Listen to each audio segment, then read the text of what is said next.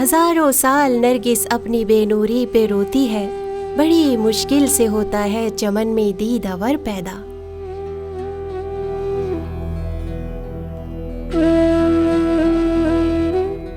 ہر انسان کی زندگی پریوں کی ایک کہانی ہے جو خداوند خدا نے خود لکھی ہے۔ وہ ایک تخیل پرست رومانی تھی جس نے سنڈریلا کی ایک علیحدہ دنیا تخلیق کی تھی۔ اسے شاید پتہ نہیں تھا کہ ایک لاپرواہ خدا کی بنائی ہوئی اس دنیا میں بہت دکھ ہے، بڑی تکلیفیں ہیں، اور ان چھوٹے چھوٹے دکھی انسانوں کی زندگیاں پریوں کی کہانیاں کسی حالت میں نہیں ہو سکتی۔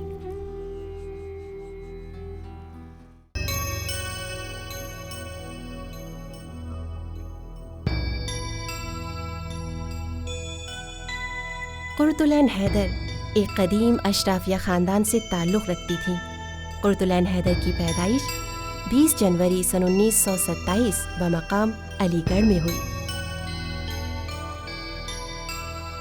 والد کی ملازمت اور والدہ کی غیر مستقل مزاجی کی وجہ سے عین آپا کی ابتدائی تعلیم باضابطہ کسی اسکول میں نہیں ہو سکی۔ کبھی دہرادون، کبھی علی گڑھ، کبھی لاہور کے مختلف اسکولوں میں کچھ دن گزارے۔ بالآخر دہرادون لوٹ آئیں اور یہاں پرائیویٹ سے میٹرک کا امتحان دیا اور اردو میں امتیازی نمبروں کے ساتھ پاس کیا۔ میٹرک کے بعد لکھنؤ میں داخلہ لیا اور انٹر اسی کالج سے کیا، اور لکھنؤ یونیورسٹی سے سن 1947 میں سیکنڈ کلاس سے ایم اے کیا۔ اسکول آف لندن سے بھی مصوری کی اعلیٰ تعلیم حاصل کی۔ موسیقی کا چلن گھر میں پہلے سے تھا، لہٰذا اسکول میں ہندوستانی کلاسیکی موسیقی اور مغربی موسیقی کی باضابطہ تعلیم حاصل کی۔ قرۃ العین حیدر کے گھر اس زمانے میں، یعنی یہ بات ہے ارلی 30s کی، بیرے کھانا سرو کرتے تھے۔ آپ اوت سوچئے کہ بیرے کھانا سرو کرتے تھے اور کرسی میز پہ ان کے ہاں کھانا کھایا جاتا تھا۔ وہ تہذیب تھی۔ اس تہذیب میں پینٹنگ، اس تہذیب کے باقاعدہ یہ ایلیٹ کلاس کی نشانیاں تھیں، یعنی پینٹنگ اور موسیقی سے شغف رکھنا بھی ایلیٹ کلاس کی ایک پوری ایک طبقے کی نمائندگی تھی۔ کیوں تھی؟ اس لیے کہ اودھ میں بادشاہ، آخری بادشاہ اودھ کا جو تھا یعنی واجد علی شاہ اختر، بہترین موسیقی وہ شخص جانتا تھا اور بہترین ڈانسر تھا۔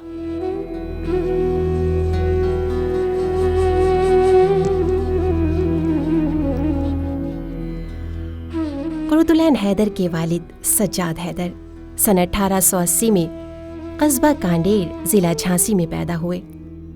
اردو میں طرز جدید کے مختصر افسانے کی داغ بیل انہوں نے ڈالی۔ اردو میں رومانیت کے رجحان کا بانی بھی انہیں ہی قرار دیا گیا۔ 18 جون سن 1912 کو مشہور افسانہ نگار نظر الباقر سے ان کی شادی ہوئی۔ محترمہ کا اصل نام نظر زہرہ بیگم تھا۔ یہ مشہور ادیبہ تھیں۔ ان کے والد سجاد حیدر الدرم اردو کے کہنا چاہیے کہ شروع کے افسانہ نگار ہیں، بالکل ابتدائی۔ بعض لوگ تو ان کو اردو کا پہلا افسانہ نگار بھی کہتے ہیں۔ تاریخی اعتبار سے پریم چند کی کہانی چھپنے سے پہلے ان کی کہانی چھپ چکی تھی۔ والدہ ان کی نظر سجاد جو تھیں وہ اپنے زمانے کی، فیمنزم تو ہمارے وقت کی اصطلاح ہے لیکن بہرحال پتہ نہیں وہ فیمنسٹ تھیں یا نہیں، لیکن ایک عورتوں کے مسائل پر انہوں نے بہت کچھ لکھا ہے، تو وہ ایک معروف ناولسٹ تھیں۔ قرۃ العین حیدر نے جس ماحول میں آنکھ کھولی اور پرورش پائی وہ بھی علمی اور ادبی ماحول تھا۔ والدین کی وجہ سے ہر وقت گھر میں ادبی جھمگھٹا رہتا اور تصنیف و تالیف کا سلسلہ بھی خود گھر کے اندر جاری تھا، لہٰذا عینی کے دل و دماغ کا اس طرف راغب ہونا فطری تھا۔ اس زمانے میں ایک ایسا خاندان تھا جو بہت تعلیم یافتہ اور کہنا چاہیے ترقی پسند اس معنی میں نہیں جو کہ خاص اصطلاح ہے، بلکہ یہ کہ آزادی خاص قسم کی، اور لیکن اس کے ساتھ ساتھ اسلام، مطلب مذہب، پرانی تہذیب، یہ ساری چیزیں بھی وہاں تھیں. یعنی جب ایسا تھا کہ اس زمانے میں کچھ لوگ تو ایسے تھے کہ جنہوں نے انگریزی تہذیب کی اندھاندھند نقل کر کے اپنی پوری پرانی وراثت، تہذیب، ان سب چیزوں کو نظر انداز کر دیا تھا. اور ان کا کچھ خاندان ایسے تھے جس میں قرۃ العین حیدر کا خاندان بھی تھا.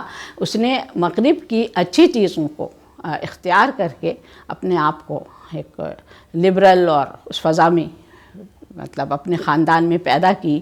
مثلا یہ کہ لڑکیاں تعلیم حاصل کر رہی ہیں، پردے کی کوئی وہاں پر بہت زیادہ وہ نہیں تھی. ان کی ماں نے اور سجاد حیدر یلدرم، یہ دونوں لوگ جو تھے جنہوں نے تعلیم نسواں کے لیے، عورتوں کی تعلیم کے لیے بہت کام کیا ہے. قرۃ العین حیدر کا پہلا افسانہ ایک شام فرضی نام لالا رخ سے نومبر سن 1943 میں شائع ہوا تھا. تو وہ میں نے بھی ایسا ہے تو اس کو ہم اور میرے ساتھ بھی ہوا کہ میں نے زیادہ اس میں بیلٹ مور آن دیٹ، میں نے بھی پورا ایک اور میرے ساتھ بھی ہوا کہ میں نے زیادہ اس میں بیلٹ مور آن دیٹ بارے میں میں نے پورا ایک ڈھونڈ کے نکال لیتا ہے. پورا لٹریچر ہے اس کو شامل کر لیتا ہے بارے میں اپنے حال میں. تو وہ ایسا ہے تو اس کو ہم پیچھے بھول نہیں سکتے. تو وہ میں نے بھی یہی کیا اور میرے ساتھ بھی ہوا کہ میں نے زیادہ اس میں بیلٹ مور آن دیٹ. تو میں نے پورا ایک میرا ایک پورا لٹریچر ہے بچپن کے بارے میں. ایک روز حکیم یوسف حسن، ایڈیٹر نیرنگ خیال، لاہور سے تشریف لائے. اماں سے کہا نیرنگ خیال کی حالت دگرگوں ہو چکی ہے، کوشاں ہوں کہ پھر اسی آب و تاب سے نکلے. مجھے مخاطب کیا، اب قلم آپ کے ہاتھ میں ہے، نیرنگ خیال میں لکھنا شروع کیجیے. اور میں نے نہایت اطمینان اور خود اعتمادی سے جواب دیا، بہت اچھا، ضرور لکھیں گے. قرۃ العین حیدر نے ابتدا اپنے افسانوں اور ناولوں کی بہت کم عمری میں کی. ممکن ہے کہ ابتدائی 6, 7, 8 برسوں کی کتابیں ایسی رہی ہوں کہ جو ہلکی پھلکی ہوں. 1938 میں میری پہلی کہانی چھپی تھی، بچوں کی کہانی تھی. ظاہر ہے میں بھی بچی ہی تھی. اس کے بعد اگلا ٹرانزیشن یہ تھا کہ میں بچوں کے پروگراموں میں حصہ لیتی تھی ریڈیو اسٹیشن میں. اور اس سے اگلا قدم یہ ہوا کہ عورتوں کے پروگرام ہوتے تھے تو مجھ سے یہ کہا گیا کہ تم اسکرپٹ لکھو. تو میں نے اس کے لیے اسکرپٹ لکھا تھا، ریل کا سفر، مزاحیہ. اس وقت میں فرسٹ ایئر میں تھی. اس کے بعد کچھ مضمون اسی پروگرام کے لیے لکھے، پھر تہذیب نسواں میں لکھنے لگی. اب میں کیا کہوں اس کے بارے میں. میں سے جو میں دیکھتی ہوں لکھتی ہوں، اپنی طرف سے نہ تقریر کرتی ہوں، نہ کوئی کلی پھولنے لگاتی ہوں، اور نہ میں کوئی جھنڈا بلند کرتی ہوں. جو ہے جو ہم نے دیکھا وہ لکھ دیا، اور ایسے لکھا کہ پڑھنے والوں کو اس میں دلچسپی ہے، ایسا نہ ہو کہ وہ بور ہو جائے. میرا خیال ہے کہ بعض مقامات پر تو میں یہ سوچنے لگتا ہوں کہ وہ شاید اپنے ناولوں سے بھی کہانیوں میں بہت آگے نکل گئی ہے، لیکن لوگ ان کی کہانیوں کا ذکر بہت کم کرتے ہیں، اور کرتے بھی ہیں تو اس انداز سے نہیں کرتے جس کی وہ اہل ہے. اس کے بعد اگر آپ دیکھیں تو ان کے آج کل کے جو ناول لکھے گئے پچھلے دور کے، تو اگرچہ ان کا وہ کینوس جو ہے آگ کے دریا کی طرح اتنا وسیع نہیں ہے، لیکن فنی طور پہ جہاں وہ ناول کمزور ہے، ان کے جتنے بھی ناول لکھے گئے اس دور میں وہ فنی طور پر بھی بے حد اہم، جڑے ہوئے اور زندگی کا احاطہ کرتے ہوئے محسوس ہوتے ہیں.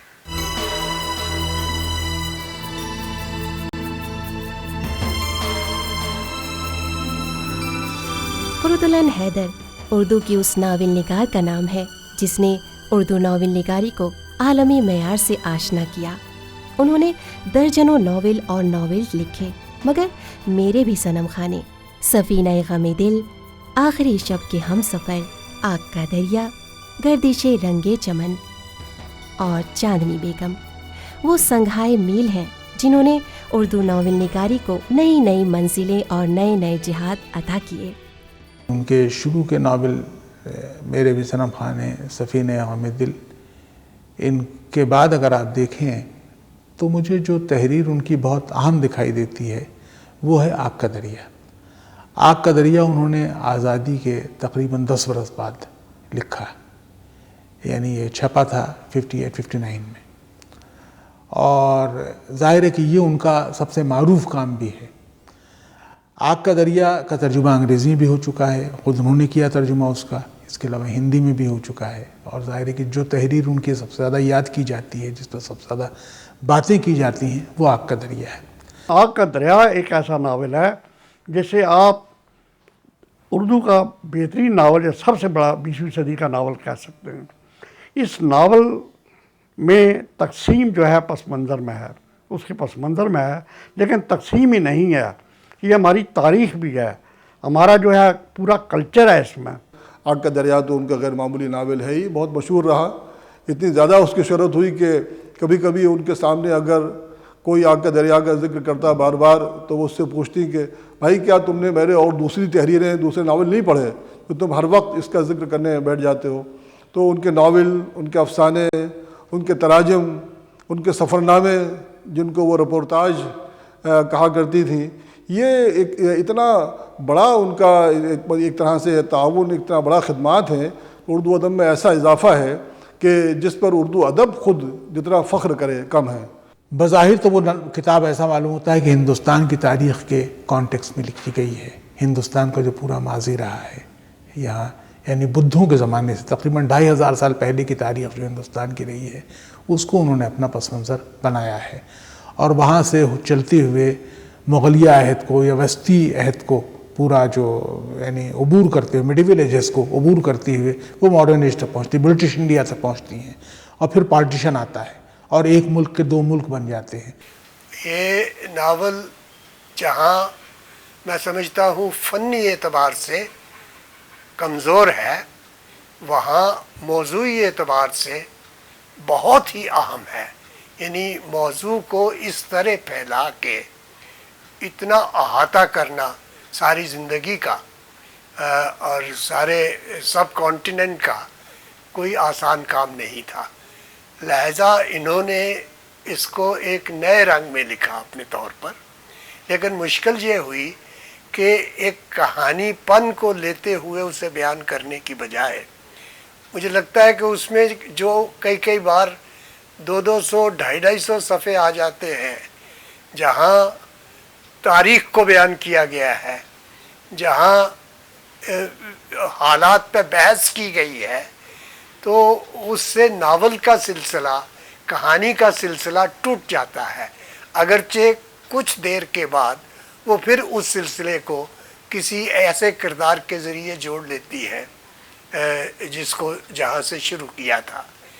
قرۃ العین حیدر کا دوسرا ناول سفینہ غم دل سن 1952 اودھ کی تہذیب و معاشرت سے عبارت ہے۔ آخر شب کے ہم سفر بنگال کی سیاسی اور انقلابی تحریکات سے عبارت ہے۔ گردش رنگے چمن قرۃ العین حیدر کا ایک اور اہم ناول ہے۔ اس میں 1857 کے المناک واقعات کو عہد حاضر کے پیچیدہ حقائق سے جوڑا گیا ہے۔ آخر شب کے ہم سفر بظاہر ایک سرسری سا قصہ دکھائی دیتا ہے کہ بنگال اور بالخصوص کلکتہ اور اس کے ڈھاکہ اور اس کے اطراف کے لوگ، کلکتہ اور اس کے گلی محلوں میں بسنے والے لوگ کچھ کر رہے ہیں۔ یہ کیا کر رہے ہیں؟ کہیں شادی ہو رہی ہے، کہیں کوئی سہیلیاں جمع ہیں، کہیں کچھ احباب جمع ہیں، لیکن اس کے درمیان کیا ہو رہا ہے؟ سہیلیوں کا جم گھٹا ہے، اس سہیلیوں کے جم گھٹے میں ہندو کنبوں کی لڑکیاں بھی ہیں اور مسلمان کنبوں کی لڑکیاں بھی ہیں۔ اس کی زبان، ان دونوں کی زبان یکساں ہے، ان دونوں کی سوچ کا ڈھنگ یکساں ہے، ان دونوں کے محبت کرنے کا ڈھنگ یکساں ہے۔ کہیں کہیں کچھ مذہبی تصورات آتے ہیں لیکن وہ متصادم نہیں ہے، اس کے اندر کوئی کلیش نہیں ہے، گراؤنڈ ہیومن رہتی ہے۔ چاندنی بیگم زندگی کے اتار چڑھاؤ اور رد و قبول کی کشمکش کی کہانی ہے۔ کچھ لوگ خواب دیکھ سکتے ہیں کیونکہ خوابوں کے علاوہ ان کے پاس کچھ نہیں رہتا۔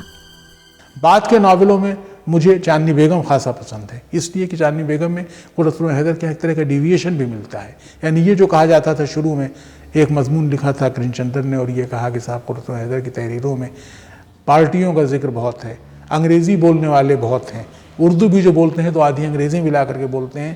تو کم از کم یہ الزام اس طرح کا، اول تو یہ الزام صحیح نہیں تھا، غلط تھا یہ. اور بعد میں چاندنی بیگم میں تو پورا ایتھوس ہی بدل گیا ہے. کار جہاں دراز ہے کئی لحاظ سے اب بھی تشنہ مطالعہ ہے. مثال کے طور پر کئی تنقید نگاروں نے اس سوال پر تو بحث کی ہے کہ کار جہاں دراز ہے ناول کہلانے کا مستحق ہے یا صرف سوانحی افسانہ ہے.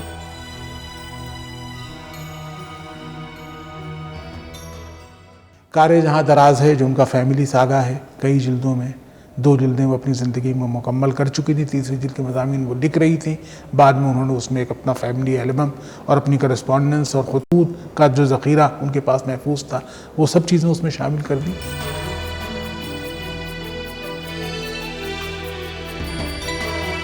قرۃ العین حیدر کا گھرانہ ایک تعلیم یافتہ گھرانہ تھا جہاں مغربیت پہلے سے موجود تھی، روشن خیال لوگ تھے، لہٰذا اس گھرانے میں موسیقی کا چرچا ہمیشہ سے رہا. قرۃ العین حیدر کے بڑے ابا کلاسیکل موسیقی کے پارک تھے. خود ان کی والدہ بھی موسیقی کی دلدادہ تھیں. عینی آپا تنبورہ بجاتی تھیں، وائلن بجا لیتی تھیں، گٹار بجا لیتی تھیں، اور اس کے ساتھ ساتھ ان کو موسیقی بہت اچھی. ہارمونیم اور ستار بجاتی تھیں. قرۃ العین حیدر کو یہ شوق وراثت میں ملا اور اپنے اس شوق کو پورا کرنے کے لیے والدین کے کہنے پر باضابطہ موسیقی کی تعلیم بھی حاصل کی. اس طرح اسکولی تعلیم کے ساتھ ہی موسیقی کی تعلیم بھی شروع ہو گئی. جب پاکستان ہجرت کر کے گئیں تو وہاں پہلے استاد بڑے آغا سے ہندوستانی کلاسیکل موسیقی کے سلسلے کو آگے بڑھایا.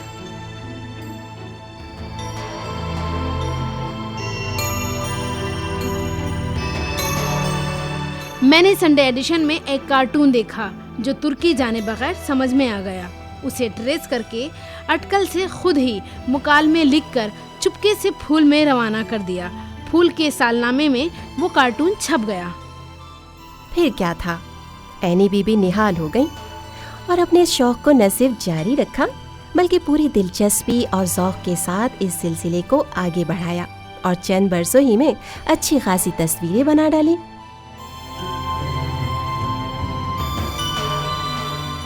پینٹنگ تو وہ بہت ہی آخر تک بناتی تھیں اور اپنے بہت سی کتابوں کے انہوں نے وہ ٹائٹل پیج بھی بنائے. انہوں نے مصوری کی تو انہوں نے تربیت حاصل کی. انگلستان جب وہ گئیں تو وہاں بھی کچھ دنوں تک انہوں نے اس کی ٹریننگ لی تھی.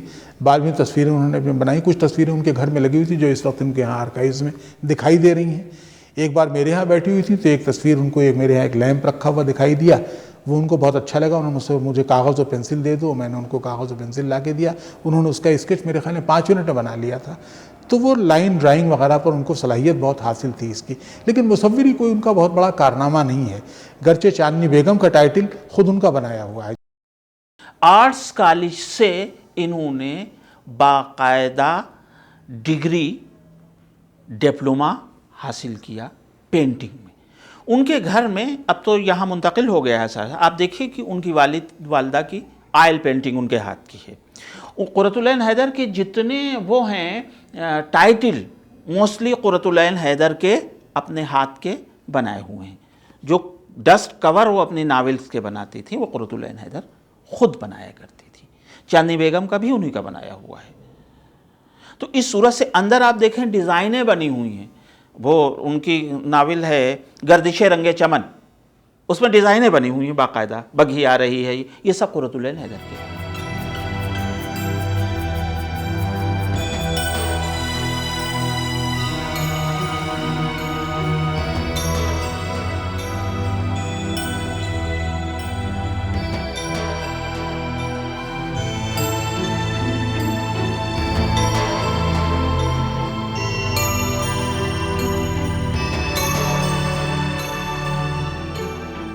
تقسیم ہند کے بعد وہ تقریباً 14 برس پاکستان میں سکونت پذیر رہیں.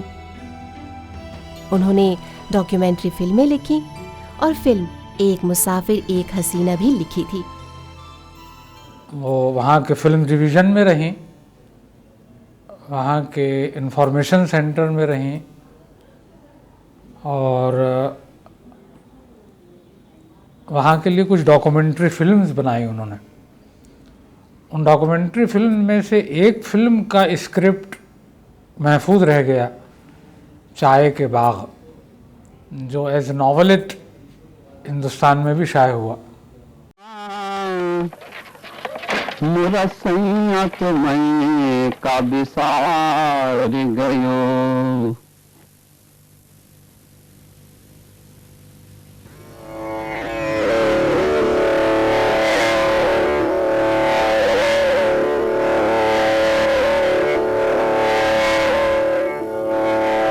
Everything about us is different.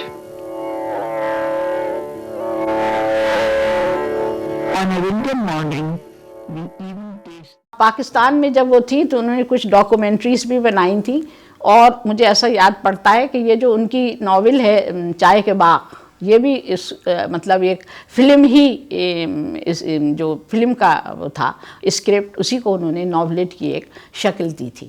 اور ہندوستان آنے کے بعد بھی انہوں نے یہاں پر ڈائلاگ لکھے تھے، جو ایک فلم تھی ایک مسافر ایک حسینہ، اور اس کے لیے ان کی بھانجی ایک بہت اچھا لطیفہ ہما حسن نے یہ سنایا کہ اس زمانے میں یہ لوگ یہاں پہ الہ آباد میں تھے، اور جب وہ فلم ہوئی تو ان کے گھر کے خانسامہ نے بار بار جا کر وہ دیکھتے تھے اس فلم کو، تو ان سے کہا گیا کہ بھئی آپ کیوں جاتے ہیں؟ تو انہوں نے کہا کہ وہ سادھنا تھی اس کی ہیروئن، جب وہ بولتی ہے تو ایسا لگتا ہے بی بی بول رہی ہیں، یعنی اینی آپا۔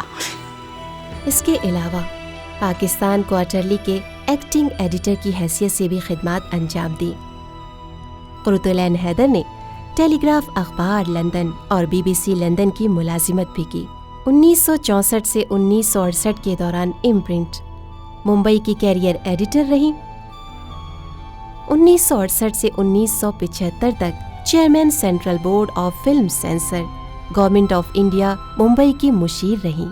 صحافت کا ایک تجربہ بہت دلچسپ ہے کہ جب ان کو وہ ملا جان پیٹ، تو سارے اخبار والے، تو میں بیٹھا ہوا تھا کہ ایک محترمہ کا فون آیا کہ میں آنا چاہتی ہوں، آپ سے ملوں گی، اور میں ٹائمز آف انڈیا میں ہوں۔ کہا خیر وہ آگے، تو عینی آپا ان کو سمجھا رہی تھی کہ دیکھو یہ نیوز ایسے جائے گی، اور یہاں ایک دم سے کہلیں گی کہ بی بی کتنی عمر ہے تمہاری؟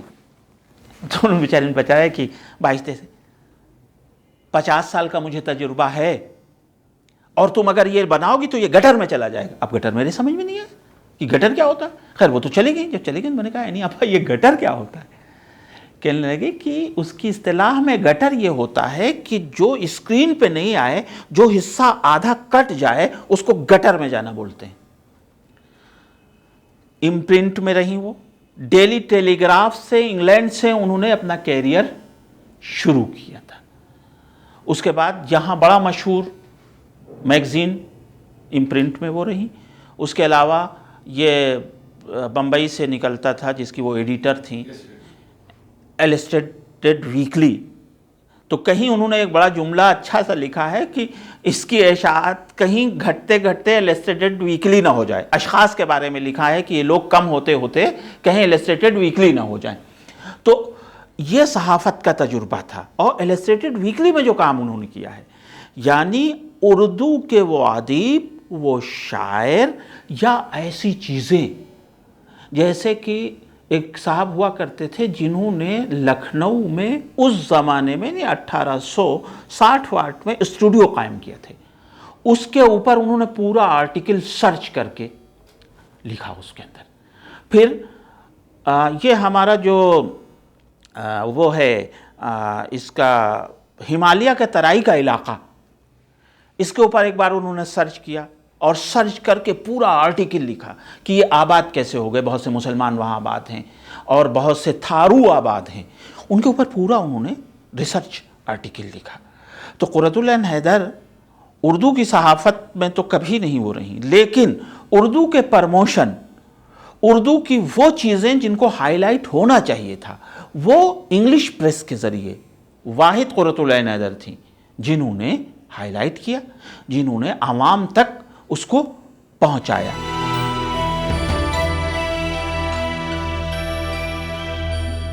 سن 1967 میں قرۃ العین حیدر کو افسانوی مجموعے पतझड़ की आवाज़ पर साहित्य अकादमी के इनाम से नवाजा गया। सन 1969 में तराजीम पर सोवियत लैंड नेहरू अवार्ड, 24 मार्च सन 1984 में पद्मश्री, सन 1990 में ज्ञानपीठ अवार्ड से नवाजा गया।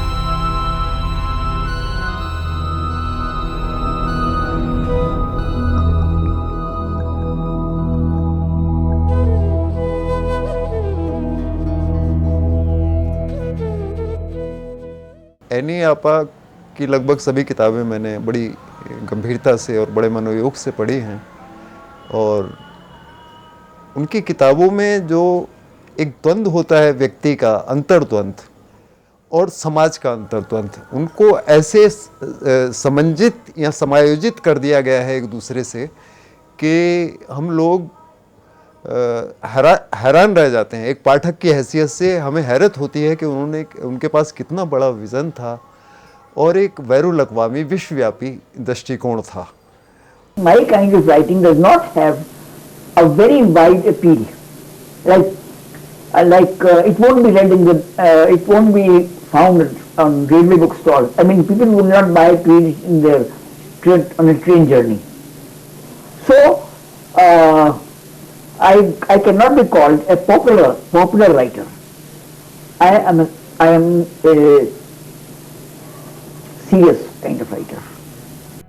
और जानना चाहिए कि बचपन की मासूमियत जुगनू की रोशनी के मानिंद टिमटिमा कर इस तरह गायब हो जाती है जैसे वो ज़माना कभी था ही नहीं, लेकिन वो अंगूरों की बेल में छिपी उस कोठी में शायद उस तरह मौजूद कहकह लगा रहे हैं, क्योंकि वक्त ऐसी लौह महफूज है जिस पर वक्त का कोई असर नहीं।